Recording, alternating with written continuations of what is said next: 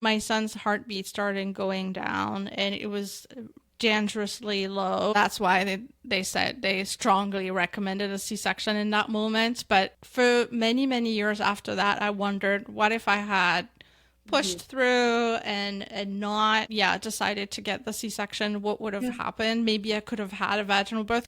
Today on the podcast, we're joined by Camille, host of the Kind of Bold podcast, where she explores the expectations shaping women and how we push back and lead with kindness. In this episode, Camille shares her personal journey through pregnancy, birth, and postpartum, including both the beautiful and the challenging moments. We discuss her C-section and some of the real challenges of early motherhood. Our hope is that you feel seen, supported, and a little less alone as you listen. Let's get into it. Thanks for being here, Camille. Oh, you're welcome. Thank you so much for having me. For context for everyone, I was a birth doula for Camille. She was one of my first clients, so I think I feel a special connection to you. Just in So terms of special. in terms of Yeah. my doula career, and just how how your birth unfolded, and just like I appreciate how open you are and have been about your birth and kind of the transitions into motherhood. I think you do a really good job of kind of unpacking the realness of it. So I'm really excited about the conversation. I'm wondering if though you can take us to like your pregnancy. Maybe we start there and like Yeah. how was that for you? Maybe how you journeyed into this motherhood journey in your pregnancy. Yeah. Yeah. I think I had no idea what I was getting into. And I had no idea. And I read a lot of books while I was pregnant. I wasn't too much on social media at the time. I actually discovered social media when I had my son. Like so it was back in 2017, which is not that long ago, but seeing how fast, things Things are progress. changing At for the time, I everybody. think I just started an Instagram account. So I just discovered that whole world then. But so during my pregnancy, it was mostly books and just talking to people. And so I approached this in a very pragmatic way, Mhm. right? And that's just how I am. I'm very organized, very type A, to-do lists. So I had prepared for this as I would with any project, anything that I do at work, Mm. right? Making sure everything is ready for the baby. Didn't really think about what it meant for things to be ready for me, Mhm. but everything was definitely ready for the baby. And I had a really good pregnancy from a medical standpoint. But I have had health anxiety since my childhood.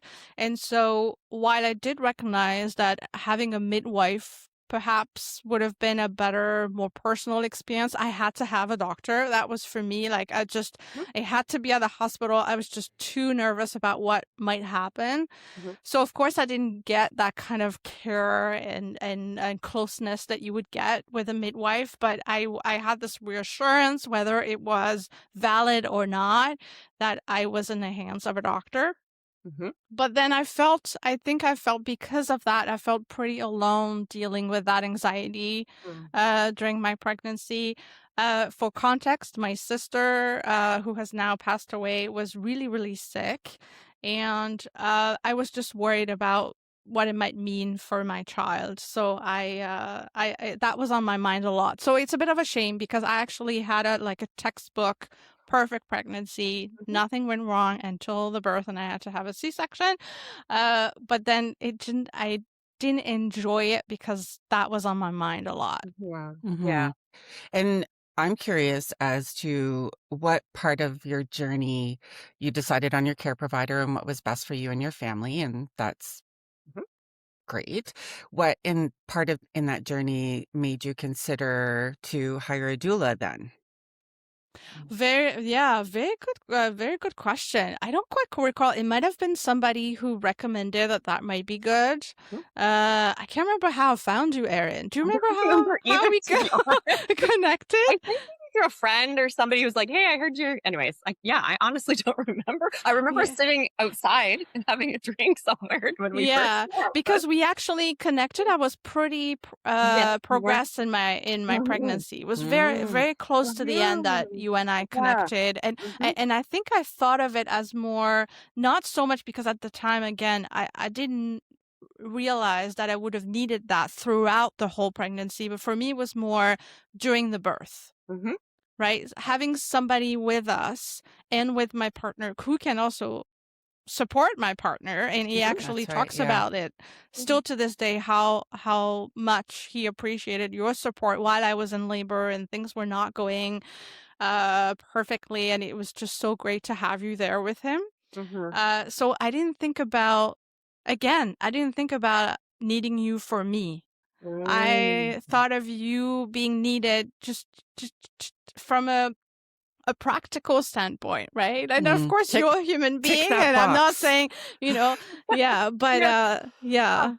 Oh, interesting. Yeah. And I Yeah. do remember, like, even in the C-section, right? And that can be such a frightening time for a partner, right? They kind of, you're getting whisked Yes. away. And like, I remember being with him, like, we just were able to like be present together. We put on like the scrubs together, that kind of camaraderie a little bit and being there for him while he also dealt with his own emotions about the change of plans. So, yeah. Yeah, absolutely. Yeah.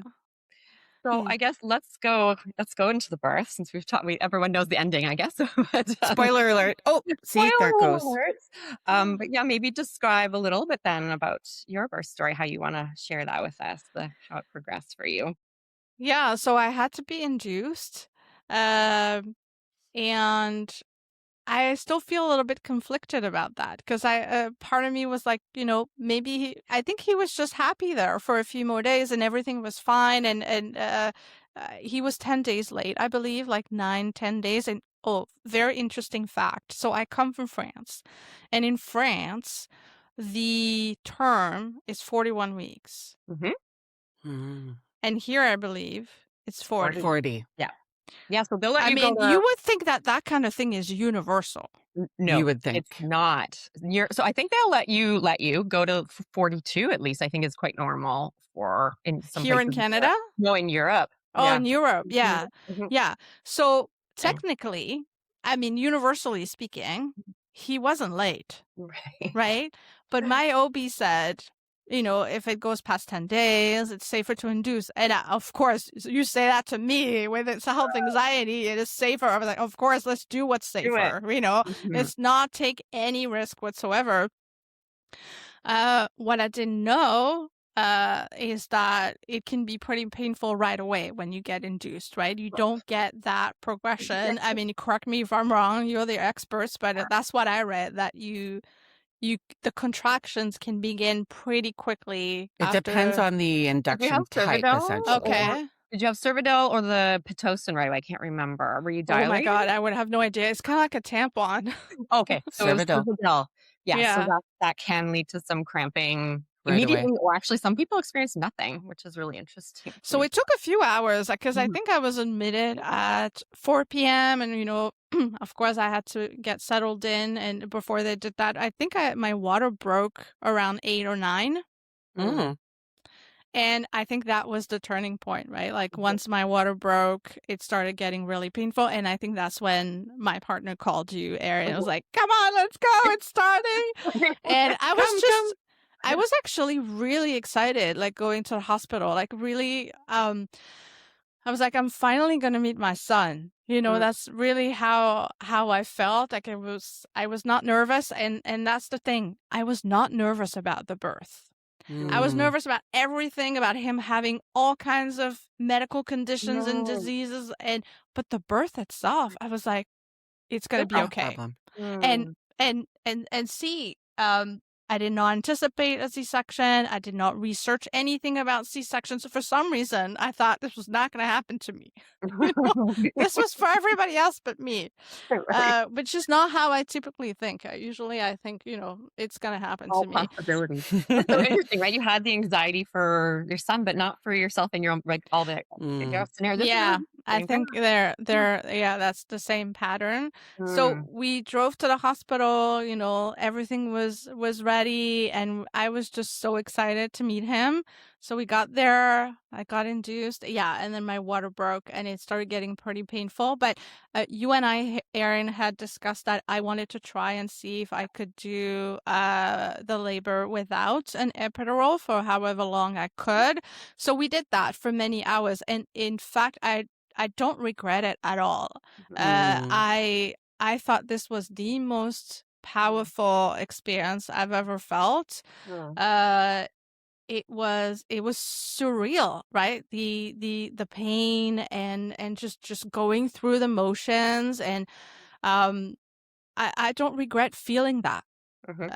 at all. I Mhm. just wish that I would have been able to go all the way through to the end without complications. But I think at one point it became too much for me, and we had this keyword. Remember, for me it was pineapple teapot. Just don't ask me how we came up with that. I think you guys combined the word. I think you came up with one in the Brett. Pineapple teapot. I think it had to be something really weird so that Yeah. it wouldn't be Yeah. uttered as part of a You're regular like, conversation. so basically, just like pause on that. That is something as doulas we would Safe do with words. our clients. Is because during transition, I think you got to 8 centimeters or something around there without an epidural. Yes. Yeah. Yeah. Good. Around that Wow. time is when people start to say, I can't do this anymore. Give me the epidural. And that's that moment where we either are gonna say, give you some tough love and like, okay, you can keep doing this. Or when you say the word, it means you're serious and you want your epidural. So that's why like we did the code Yeah. word, right? Yeah. And so that part I do regret a little bit. And I know that it's not a reflection of my willpower. I know that it's got nothing to do with, you know, my strength and my willingness to go through, but I kind of regret it because after that it kind of went south. And I don't know if it is because of the epidural that I chose to get at, like you said, it was eight and a Mhm, half centimeters. mhm, But then my son's heartbeat started going down and it was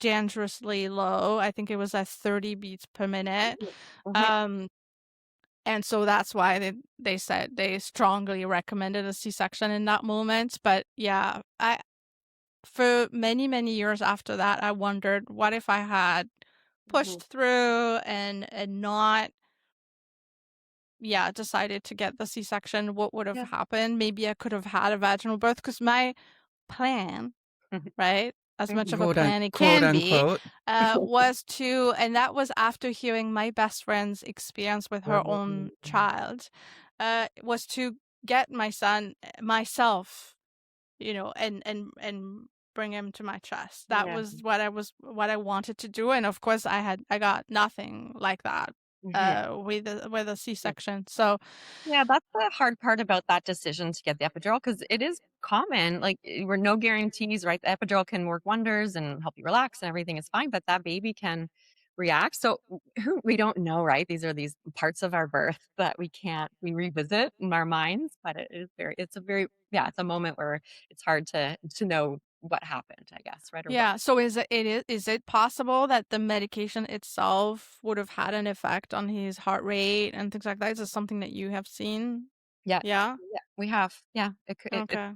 so possible, but again, no, we don't, nobody You're exactly. never, you can't go back and undo to have all the answers. So Mhm, it's such a difficult Yeah. thing to play the what if game with. mhm, The different side effects of having an epidural is even like what positions you were kind of mhm, restricted to, Oh, what, okay. how some people's blood pressures can be really affected, which then affects the blood, the blood pressure of the baby. And there's multiple things that you just weigh the risks and the benefits. And mhm. for you, the benefit was to get Get relief relief, from the yeah. the sensations, and you you had every right and every instinct to follow that and carry Mhm. it through. Mhm, No, yeah. for sure, for sure. I feel we all will do the best we can Mhm, at the time, right? Like in Mhm. that moment, we try to do the best that we can. And I Mhm. was pretty tired at that point, You right? Because were. I had Mhm. labored for many, many hours. And like you said, Um, induction is hard. It's not like, right, Yeah. once you went into labor naturally and then it progressed, right? Like it does mhm. jolt your system and your body into But going into labor. but Yeah. thinking about it, there's part of me that's like, maybe I should have gotten an epidural right away. Like, what was I trying to prove? And I don't know if that's what I was trying to do, but like, Mhm. because again, I'm hearing stories of some of my friends who had an epidural right away as soon as they got to the hospital, and then they took a nap, and then they were super rested by the time the baby came. Because the thing is, when my son was born, I was exhausted from the labor. I had just had major surgery, Mhm. and also because of when he was born, I believe, at 7 in the morning. I had labored since technically, 7 the night before. Um, and then I didn't sleep during the day because I was just hyper alert Right. after he was born. So I essentially didn't sleep for almost 2 days, right? Yeah. By the time I had a first nap. And Mhm. so it makes you think, right? Like, of Mhm. course, if you could go back, you could redo everything in your life. But We I don't have didn't think about that. I didn't think Well, about how tired it would make me, and how it would impact my experience with my son in the first minutes and first of hours. course. But you Mhm. also have to, the one thing that I I really choose to educate new parents with if they're taking our prenatal classes, really shedding light that the epidural rate for a first-time birth giver in Ottawa is 98%. No way. Oh Mhm. yeah. It's very high. Okay. It there's not many birth givers giving birth in a hospital setting, obviously for those who give Yeah. birth outside, but it's very high for a first-time baby Mhm. because it's longer, how it start like there's so many different components. It's Mhm. give yourself some grace that Mhm. 98% of all of the people before you Mhm. also chose an epidural for their. That Mhm. feels very validating. Mhm. Yeah. And I tell them that because I said, regardless of what values you're bringing going in, give yourself grace for that to change because you're making outcome plans on something that you can't anticipate. No. So it's it's about just knowing that Mhm.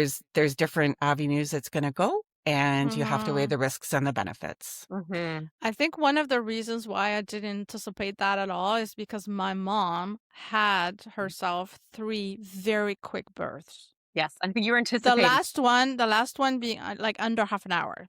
Like Woof. you know. Right. Yes, we So have that and no expectation. C-section. Mhm. So I was like, Mhm. "Oh, so I guess it is not hereditary or Genetic. whatever, right? Like it's just not." Right? I mean, they can play in the background of our subconscious, right? Oh, my mom had a Mm. fast birth. Like that might encourage you, but yes, there's no people. Yeah, think there's a correlation. So no, there is not for sure. Everybody's so different. But Yeah. so can you tell us, like, for those who have never had a C-section or your experience in the C-section? Because I think you have a really interesting kind of take on how it went for you. Yeah. So I guess it can be experienced in many different ways because I know some people have scheduled C-sections, and I'm sure that is a very different experience too. Because you Yeah, for kind of sure. you don't know exactly what you're getting into, but you can kind of Mm. plan for it. Whereas I had not planned for it at all. So of course, when they said that it was the recommended solution because his heart rate was so low, I was like, yes, let's do it. I'm not sure, but I think they made me sign something. Mhm. Yeah. Yeah, okay. Uh, it was just Me all a too. blur. It's a blur. Yeah. It's a Yeah. blur. Of course, We I don't. was not going to read the small print. It's like just whatever. No, no. Everyone Yeah. does that. And then they took me to the OR, and I was so fortunate that you could come with us, Erin, that Mhm. my partner could come with me, and that you could come with us. I was during the pandemic, I was thinking of parents Yeah. who could Alone. not be together in the OR, and that's so heartbreaking. And not every time, like, it really depends mostly on the anesthesiologist. They can, or the nursing staff too. They're kinda so it's not all the time doulas are allowed. So I was Yeah. always like, "Please let Yeah. So, yeah, so I Because was you took some incredible photos of my son being born. I mean, that is worth, Oh. everything that I have because I didn't get to see it. So I'll get to this point. So we get to the OR and they have to strap you to the table. Mhm, And then they put this, and this was 8 years ago. Again, I don't know if things have changed, but they put this sheet in front of you, so you don't get to see what's happening, and I guess that is the default, mhm. because Yes. probably most people don't want to Yeah, see themselves being operated on. The thing is, I yeah. would have liked to see. I Mm, didn't think of asking in the moment. Obviously, I was rushed there. I was like, this did not cross my mind. It's just in uh-huh. retrospect. I wanted to be present while my child was being born. Right? I Mm. wanted to, Did I get like a I vid said earlier, I wanted to get him out of me and put him on my child. I wanted to be there. did I And I get a felt video of him coming out? you I'm not took sure. you took a photo of him coming out of Mm. my womb. It's extraordinary. Honestly, you could win like a National Geographic photography Yeah, that's prize or amazing. something. It's just Oh. like he's like Aw. this, Oh. like it's Uh, incredible. Mm. And after that, I believe it went pretty quickly, and I was very lucky because the epidural worked like when I got it in the hospital room right away, and then I believe they do a touch up after that before the C-section, and it worked very well because I felt pulling sensations, but I did not feel any pain. I was pretty nervous though. Uh-huh. I was pretty nervous, and he was born quickly, and he cried right away, and I just felt so relieved. I remember the OB said, "Congratulations, you have a beautiful son," and I just felt this immense sense of relief. Um, but then I started shaking like crazy. Mhm. And again, it's not something that I had researched at all, and I understand it's pretty common, but shaking like I hadn't shaken before ever. Mhm. And that might be why they strap you to a table. I don't know. Little bit. But I was just like this. Mm. And I believe it is a side effect of, I don't know if the surgery or the medication that they use. So that was a little bit unsettling too, and I was really cold as well, even though I had this thing that was blowing warm air. Yeah, you had the blanket on you. Yeah. Oh yeah, Mhm. yeah. Um, and then something really strange happened. The nurse asked me, "So I can either give him to you and put him on your chest, but you will not see him, or I can give him to dad and you will see him." Mm. And so just picture me, right? I was just like on the OR table, shaking like shaking. this. And I was just like, I guess I want to see him, Mhm. right? But I Mm. don't know. I don't know if it's a standard question. Um, so they gave him to my partner, and again, I was just like this. I was just looking Yeah. sideways, and he was sitting in a chair, I believe, but not like super close to me. So essentially, I couldn't see him from up close, and I couldn't touch him either. Mhm. Until actually a nurse, I don't know if it was the same nurse, who came and unstrapped my wrist, and so that I could touch his hand. Mm. Um, And in the moment, I didn't think much of it. Again, it's, thinking back on that experience that I wished I could have had him on me. And I don't understand why I wouldn't have been able to see him. I guess it is because you've got this sheet here that's It's pretty and they're close to here. your Mhm. chin. But I mean, technically, there would have still been a gap for him to lay Yeah. here. So I could have, I don't know. It's just Mm. really strange. A hard question to ask someone, right? Like you're shaking and right. So It's what almost something happened? that they should ask you when you're still, like, Mm. fully no, I mean, I Mm. was conscious, but, Mm. Yeah. Or like maybe ready to during the answer C-section. it, you know, Yeah, and I journal. don't understand Mhm. why. And in that moment, of course, they had to Mm, act quickly because his heart right? rate was very low. Mm-hmm. But all it would take is a nurse or somebody to, while you're being whisked away, to say, okay, this is how it's going to go. We're going to put you on the table there and we're going to operate you. So you have two options. You can do this, you can do that. Do you want to Mm-hmm. see? Do you not want to see? I don't know. I mean, I, they probably have so many more things to worry about than Mm. do this with me. But and for those who have an opportunity to plan for their C-section, I hope that this Mm-hmm. conversation happens, but I Right. don't know. Ahead of time. Yeah, as part of their birth Yes, plan. Yeah. Or they don't know to ask sometimes. Maybe that's it, right? Sometimes we don't know, like in birth in general, right? If you don't ask and know that that could be an option, then they won't tell but you, right? I think So, that this, I mean, ideally, because we shouldn't assume that the mom knows what questions to ask, Mm-hmm. exactly. because we've never been in that situation, right? Yeah. So the care provider, I believe, should kind of walk you through The what. the complicated thing about this is, as Erin and I, we kind of go back through all of our own experiences of supporting families in an OR. The experience is based on what care provider you have. Mm-hmm. Okay. So, for example, one birth I was at was my very first C-section as a baby doula as well. Baby was delivered, and the nurse had the baby, and she was still naked, and she walked up to the dad and said, "Take your shirt off." He took his shirt off. She put the baby on his chest and wrapped them in warm blankets.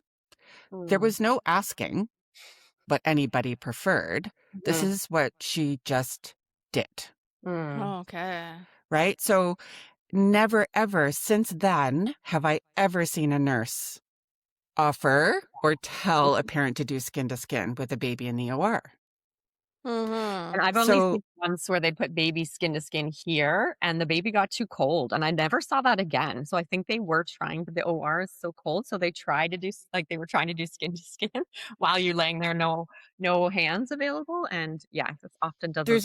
there's no consistency, unfortunately. There's no Okay. like standard, Mm-hmm. because it really depends on the nurse you get sometimes. Maybe it Mhm. depends on, Anesthesiologist, like, doctor. there's too Mhm. many moving components to, I guess the best thing you can say to parents is know what your options are and ask about them ahead of time so that the advocacy can, like, well, can't I do skin to skin with the baby? I've heard another, like, if you knew what the options are, right? But they're, Mhm. they might not always be an option for your experience.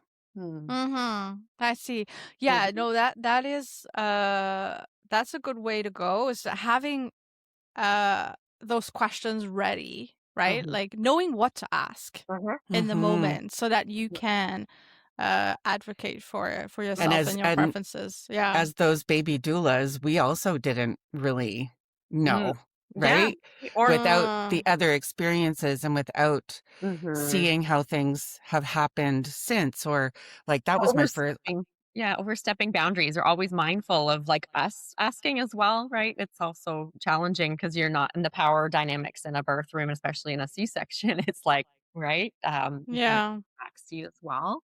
Um, Hmm. like Christine said, every care provider has a different way, so it would be kind of them saying agreeing, I guess, almost to Agreeing. Yeah. do Because something. the next C-section I went to, I was like, oh, you can have skin to skin with your baby in the OR. I was telling the couple if it happens. And then Mhm. the C-section happened and they were like, no, absolutely not. You cannot have skin to skin. It's too cold. Da, da, da. And oh, then you're like bamboozled about, oh God, like Mhm. what? Expectations. Yeah. So yeah, that shaking, like you said, I think that catches people no matter what off guard, and a lot of people feel some regret because they can't actually hold their baby properly, right? You're shaking, you're trying to get Oh, yeah. settled. So yeah, yeah. There was probably no right or wrong way Mhm. of going about it, right? It's just I think, and here I'm not blaming the doctor. I'm not blaming the nurses, because actually Mhm. they were for the most part really wonderful. Mhm. Um I think it's just I regret this experience, this is not how I wanted it to go. And I think it's so, so important to keep an open mind as you get into this. And you and I had this conversation, Erin. I was like, oh, you know what? Whatever happens, happens, right? I'm open to it. I think I was trying to convince myself that I was going to go with the flow, but it's just so not my personality. That made no sense because I'm I don't go with the flow. I don't go with the flow. I like to know what's going on. I like to prepare, so I think it's just Mm-hmm. you and most of the population, right? Like, yeah, and that unexpected is so hard, and I think that's why we question ourselves so much after. It's like, because the plan, and you had this vision of a baby coming to your chest, and then you didn't get that, and it's so that kind of there's a grieving process that needs to happen. Mm-hmm. Yeah. And then we went to our room eventually, and then I was able to do skin to skin with him, and that was really, really nice. But then because I have anxiety, and even still to this day, that kind of makes me a little sad, is, people talk about it being the most amazing day of your life, and it's just the happiest time. And I don't think that's how I felt. Of course, he is the most amazing thing that's happened to me.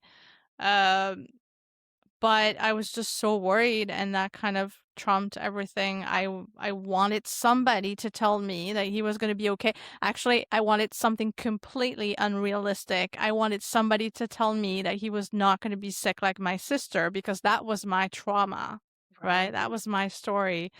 But there was no way to tell. He was just born, right? But I was just like, I just need to know, because now he's here, and all of a sudden I'm feeling this love I have never felt before, and I just want him to stay alive, and I want him to be healthy, and that's the most important thing, and no one can actually give me that reassurance. Right. I just have to trust that it's going to be okay. And again, that's not my personality. Right. Sign me up, test everything, and make sure you will bubble. Yeah, it's true.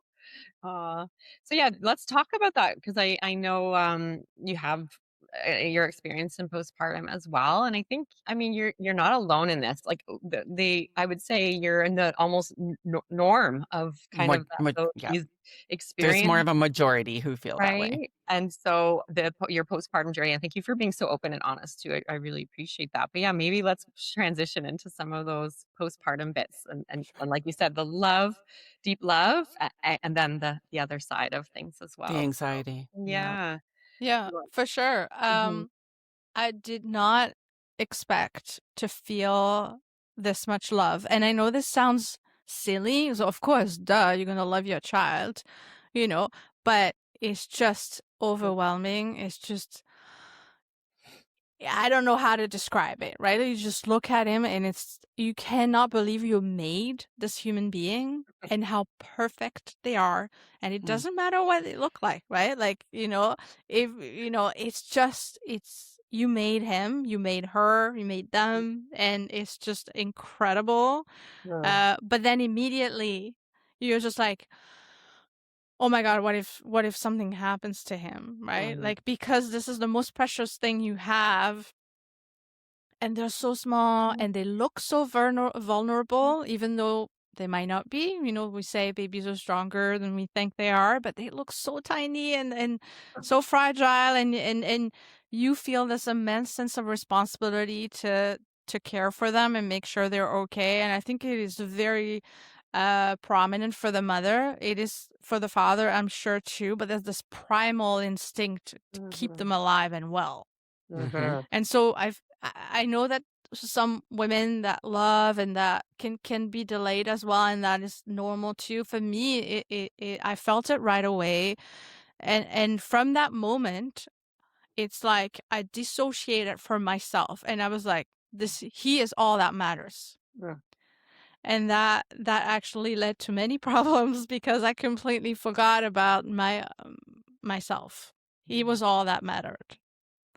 So I think that's the key piece here in my Mm, postpartum journey is this focus on him. And uh yeah, I don't know again if that is something that is common. I don't hear a lot of mm, moms talk about it, at least not in those terms. mm.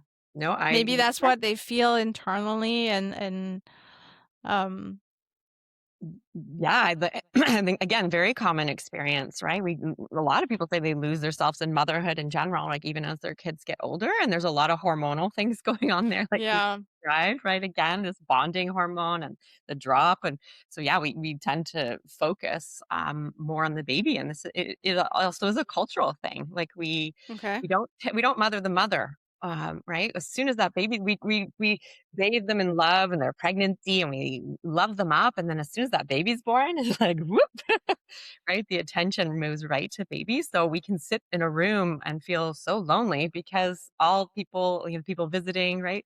And as much as we love that, right? You can sit in a corner and feel very Invisible. isolated and alone because Mhm. all the focus is there. And you're like, all right, yeah, all that matters is them, right? And you lose yourself a bit in that. How many appointments did your baby have after the baby was born? Mm. And when was your first follow-up, right? Yeah. It shows the disconnect of all of the focus being on, and rightfully so, right? We want to make sure baby's okay, but not checking in with the parents, especially the birth giver who just had major surgery. Right? There is that disconnect in our care, Mhm, regardless. It's societal, medical, on all levels, we kind of forget that mhm, born also was this mother and father, mhm, and how are they? mm, And it's hard for you as the mom to advocate for yourself in that moment because you're not attuned to those needs. You don't I didn't think about it at all, right? mhm. Mm-hmm. It Yeah. was taking baby to a doctor's appointment, making sure he's okay, that he has everything he needs. It didn't even cross my mind to think about what I might need. Wow, eh? Mm, And my partner was amazing, like, Mm-hmm. and even, we didn't have much of a village because we're both from, we're not from Canada. So we don't have family here. We have friends. But still we didn't have much help at all. That is also something that I underestimated, is how many hands you need with a mhm, newborn. And even if, like me, you are a very independent person who used to doing everything on their own, mm, it's a very different beast. mhm, It's not something you can do alone. Like, you need to have support. And so one of the biggest advice I would give is, when you're pregnant, is make sure you have mm. a support system. Like, don't think you can do it. I mean, sometimes you have no choice, and I respect Right. that if that is Mhm. also Yeah. a choice, but yeah, make sure you have a support system. And the right Mm-hmm. kind of support, right, too? So there's the visitors that come, right, and are, like, expecting to be fed maybe or to, like, hold your baby and then leave, right? So also Yeah. making sure, right, it isn't just like, "Oh, I had my mom visit and she came, she saw the baby and she left." Like, Yeah. bring food with you, like, take out the garbage, like, those kind of helpful support to people you can rely on to take the Yes. garbage out and, mop blood off the floor, like, those kind of Yeah. real people that will help you. So, yeah. And mental health support too, because when we talk about support, we think of, you know, um, making food and, I don't know, helping with the baby or cleaning the house, and that is Mm, fantastic and that is needed. But what I would have needed, and again, I think it is because I did not realize that I needed. Therefore, I did not go out and seek that mhm, help, but I would have needed mental health support. I would have needed to fill out a checklist by my doctor, to diagnose what I believe was, and I will never know because I never got a diagnosis, but pretty certain I had pretty severe postpartum anxiety. I would have needed to become aware of that and get some help instead of pushing through. And but again, I was so focused on my child mhm. that Mm-hmm. perhaps part of me thought it was normal. I don't know. Hmm. We're not educated, No. right? I feel like there's such a gap there that needs to be You filled. you need to read a book and take a test to drive a car, but you have to nothing to bring a human into this world and survive Mm-hmm. it. And then a C-section on top of that with no real support or guidance. So, Hmm. yeah. Yeah. And Hmm. we underestimate what this transition into motherhood looks like. It's actually called matrescence. It's trending at the moment. Uh-huh. It is. It's not in the dictionary yet, but it will be, I hope. Mhm. It is such a major transition, emotionally, physically, Mhm. um, and we think it's like, okay, we just give birth and then everything goes back to Right? normal. And what's normal? What's everything goes back to baseline. Nothing will Your change. baseline, Yeah. nothing Mhm. changes. The Mhm. baby's out, but Mhm. you go back to being the same. And I'm not even talking about fitting in your genes, right? It's like from a brain standpoint, from a Right. priorities standpoint, like you you see everything through a different lens, right? Like your priorities change, the way you approach situations change. Um, Mhm. I mean, I don't know, I don't want to generalize, but for me, I'm not the same person than I was before I Mhm. had my child. Mhm. Yeah. What do you think changed? What would be something that you would describe happened? Sometimes I don't even recognize the person that I used to be. Hmm. Um, I'm definitely more mature. Maybe it's just getting older too, but I'm I don't know. I just feel like a different person. I don't approach situations in the same way. I've always been quite empathetic to people's situations, like always giving people the benefit of the doubt, but even more so now, like I feel like my emotional intelligence has Mhm. grown. Uh I'm I'm more forgiving, I am more understanding, Hmm. I'm more resilient.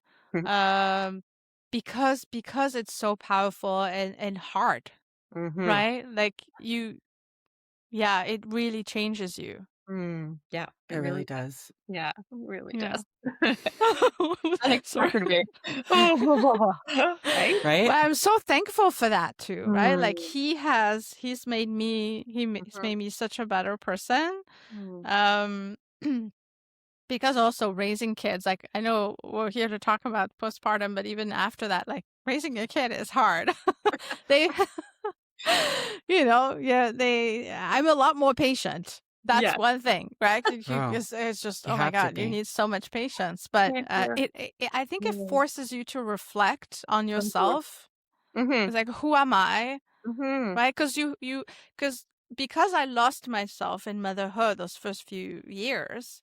I Mhm. think it took me, I would say, a good 3 years Mm. Hmm. to feel like, and again, I wasn't going back to my old self, to feel like I was kind of out of that phase and Mm. rediscovering who I Yep. was as a person and what I wanted to do. Because during that phase, anyone would have come to me and said, like, what do you want to do? What do you like? What are your hobbies? I was like, I have no idea. Mhm. Yeah, and that's No like that idea. self-care, right? That self-care. Just take care of yourself. You're like, "I don't know what I want to do anymore. I don't know who I am." Yeah. Yeah. Mhm. And I don't know if this is something that you can share with expecting parents, because I mean, how do you prepare for that? Even if you knew about it, it's like you're gonna Mhm. be a whole new person. Just get ready for it. It was like, okay. Right? I don't Yeah. know. It's kinda like the birth, right? Oh, yeah, these It's things that get yes. thrown. We can't then be type A project plan our transformation, I guess. You write that as, I guess, Hmm. transformation is that it takes us with it.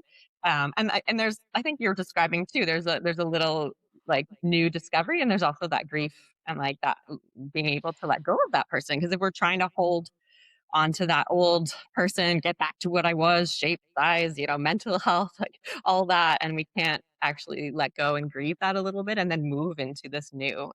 It's really challenging for a lot of people. Yeah, I'm glad you mentioned this because I felt grief for sure, and it's tricky because it makes you feel guilty. Mm-hmm. right? You're like, Makes you feel like a bad mom. exactly. You're just like, okay.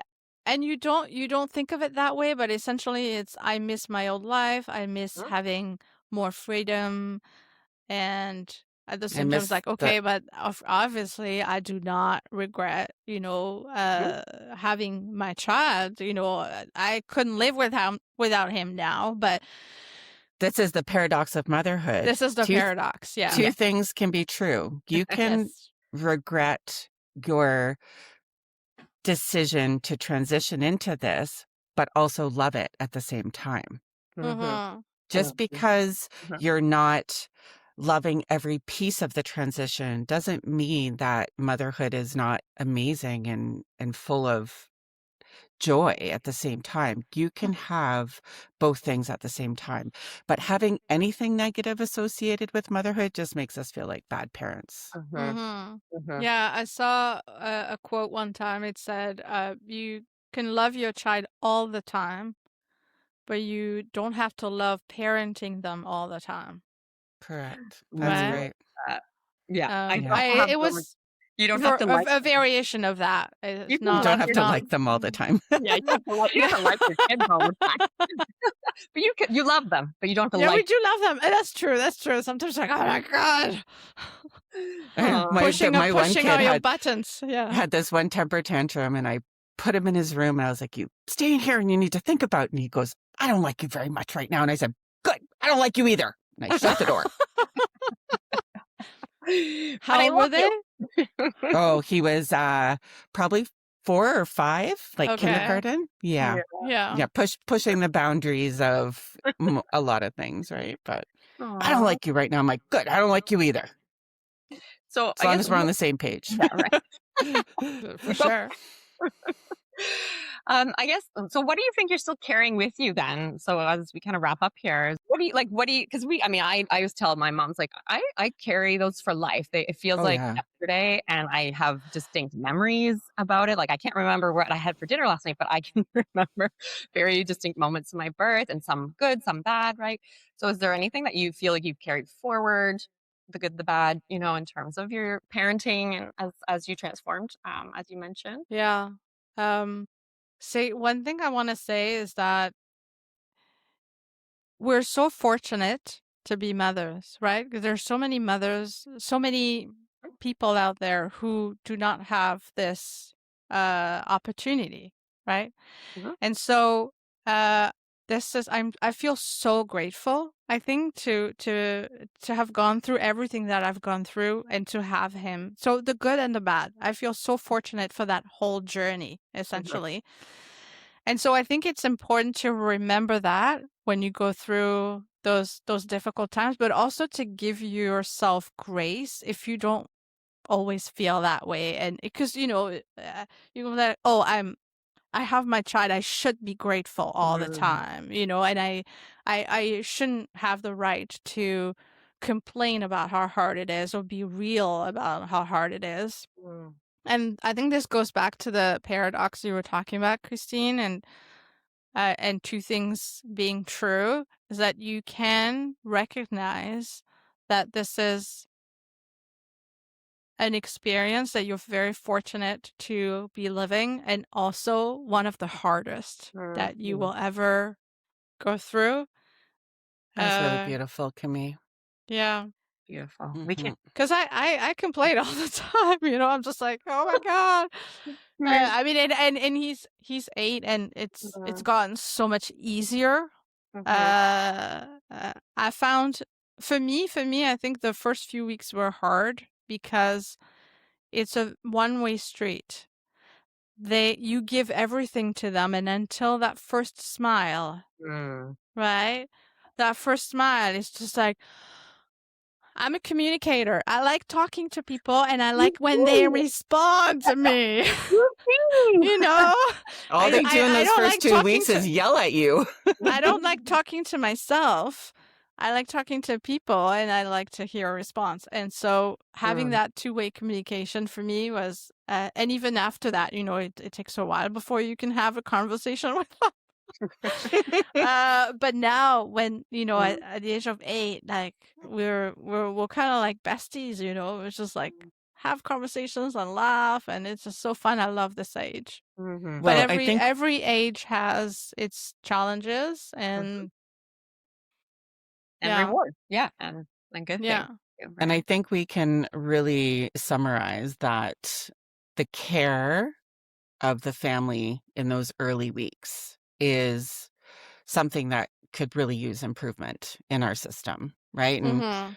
it's a dream to do a podcast and find someone in Norway or the Norwegian places to talk Totally. about this, but they have in-home support for the first 2 weeks full time for Wow. postpartum families. And it's a nurse or an equivalent to like a postpartum doula.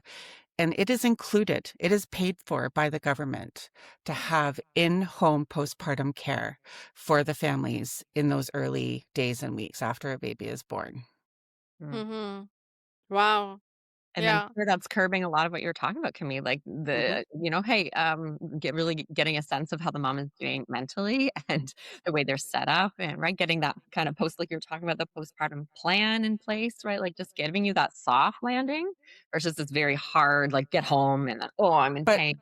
I Right. feel like as a doula, and I'm sure Erin can attest to this, most of the postpartum visits we had with our birth clients or Mhm. whatever is reassurance. Yes, this is normal. That your baby is going to make these Mhm. sounds. Yes, Yeah. this all looks totally normal. Yeah, feeding is going very well because these are the markers, and just the reassurance to a new parent to hear, oh, everything is fine. And that Then can a curb. little of Mm, that anxiety can lift, and then maybe a piece of her can start to come out and say, oh, I'm going to go have some breakfast now then, because I don't need to worry every second. mm, Mhm. Yeah. I think that what and it's just really for my me as a unique person with unique anxieties, but I what would have helped, I think, is talking to a medical provider or a postpartum nurse, uh and them asking me very specific questions, mhm, because it's not like I would have pretended everything was fine, but I was not conscious that something was wrong, mm, So Yeah. unless you ask me, I don't know, are you having intrusive thoughts? Are mhm, you thinking of this? Or do you find yourself being anxious a lot of the time, most of the time? Like things like that mm, would have helped me realize perhaps that there was something going on. Or maybe that provider can be in a position to then refer me, because I was not capable of asking myself these questions. I was not capable of asking anyone those questions because I mm, was not conscious of it. Right. mhm, The screening, the mental health Yeah. screening for the mhm, birthing person is, mhm, and even partners is, I'm not sure how it's happening now or if it's better, but it still needs work. There's no regulation. mhm. Mhm. Yeah. Yeah. Yeah, and it starts the conversation, right? And like you said, because you're devoting all your attention to the baby, we lose a bit of Yeah. ourselves, and by the time it's happened or happening, we're kind of lost in a spiral a little bit. And even for Mhm. if you have a partner, right, the same thing. They don't kind of Mhm. there's this huge adjustment happening, and they're also focused on making sure the baby stays alive and taking care of you, and so it can just be Yeah. exhausting, just that shift too. So And yeah. Because the my OB, stats. Hmm. yeah, my Go ahead. OB asked me two questions about me that I remember. Um, do you want to have another child? And if so, this is how many months you need to wait because of the C-section. And two, do you want to be on the pill? Oh, and this is at your 6 week follow up? I don't remember. Yeah, it must have Probably. Most been. It likely. must have been. Yeah. Must have Usually you're Yeah. not been. seen until 6 weeks, so that would have likely been unless you had a complication. Yeah. Mhm. Yeah. Mm-hmm. But So see, that mhm, opportunity could have mhm, been Been when very could be different. when you get some sort of screening. I don't know. percent, Yeah. yeah.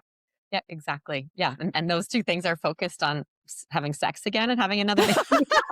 Right, like, And that's it, that's all we're this good for. That's all we're good this for, was not my priority for right? sure. Like, Yeah. never Yeah. mind the mental health, just like, you could have Yeah. sex again soon and have another baby, goodbye. So job done. Yeah. Yeah. So that's I love that, Camille. Like that is so it's dear to our hearts as well, because we know that that postpartum time can be vulnerable, powerful, confusing, exciting, right? All of the things. And if they have again like that soft place to land and have a good support, that can transform your memories of that Experience. time, right? Maybe less regret and less anxiety, and that ease can move you into parenthood a little smoother than most of us do. Mhm. We get a very clunky kind of thrown into it vibe, and it's Yeah. not okay. It's not okay. So, No. Yeah. yeah, we hope to change Thank you that. for sharing all your story with us. That Yeah. was requires bravery too. And part of what you said is you didn't expect this because not everybody is as brave as you to share a story that wasn't all sunshine and roses. Mhm. Yeah, you're very welcome. Happy to. If this can help, anyone out there, Mhm. happy to do it.